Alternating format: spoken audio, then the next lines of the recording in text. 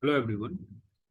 So this was the homework for last video, and the question was okay. So the question was to compute the voltage gain for this structure. So in this, I did intuitive analysis, or I calculated the voltage gain without drawing a small signal model. And homework was if this lambda is not equal to zero, then what will be the changes? So if lambda is not equal to zero, in that case, okay, if lambda is not equal to 0, then this 1 upon gm2 will be replaced by, okay, for transistor M2, for M2, if we are looking from this side of source, if we are looking from the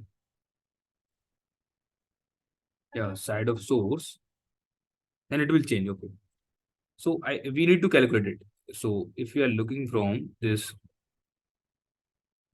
source, and this is your, yeah, drain is grounded, and gate is grounded, lambda is not equal to 0 for this transistor M2. This is your M2. And if you want to calculate the impedance from this side, so this is R out, suppose. Yeah, it is M2.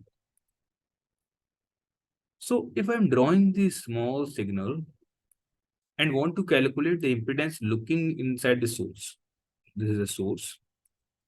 So just draw the small signal for the PMOS. It's a PMOS. So this is source.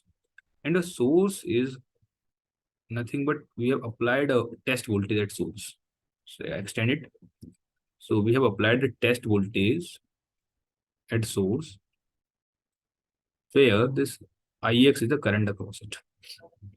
Like this is the source. And gate and drain are there. Gate is at zero potential. Drain is at zero potential. Here we have GM VSB. Not SB, sorry. It's a BSG.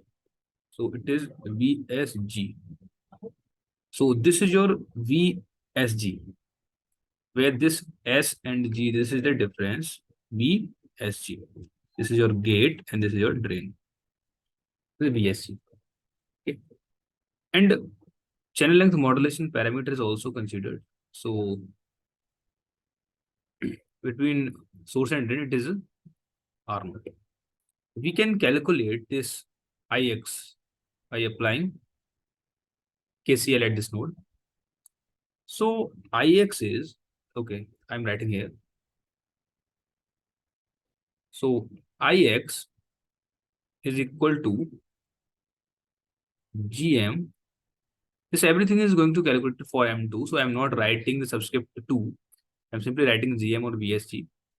Okay, so Ix equal to GM VSG plus this source voltage minus the drain voltage. So source voltage is nothing but a test source, but we applied Vx. So the source voltage or test voltage minus drain voltage is 0 divided by R0.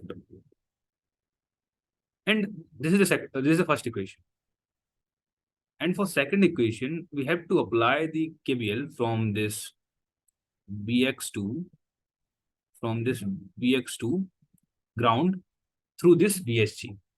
So from this Vx minus VSG equal to 0. This is the second equation. And from here we'll get VSG equal to Vx. Now put this value of VSG in first equation. You would have the equation Ix is equal to GMVx plus Vx by R0. So from here we can calculate Vx by Ix equal to 1 upon GM plus 1 upon R0. Okay, so for this M2, we have calculated the voltage. So for, sorry, this resistance from the source, it is 1 upon GM 2 plus 1 upon R02. Okay, now come to this analysis. So this is changed to additional term 1 upon R02. Now, if I am applying this intuitive analysis, Okay. Yeah. So this term was 0 in that case. In the expression of ID1, in the expression of ID1, this term previously was 0, but now this VHD by R naught 1, because R naught 1 is not infinite now, because lambda is not equal to 0. So R naught 1 has some significant value. So it can be written as additional term. So for here, the additional term also is used, which is V out minus ID1 by GM2. This is what? BDS1 divided by R naught 1. So this thing also we're going to add. And after that, we can simplify the equation. After that, we can simplify it, and you will get the expression for V out by V in. So two changes are done here. One change is in this impedance of M2 when we are looking from the source. And second change is this term is also considered. So these are two possible changes. And after that, we'll calculate this output by input voltage. So this is a voltage gain. So this is enough for this video. Thank you.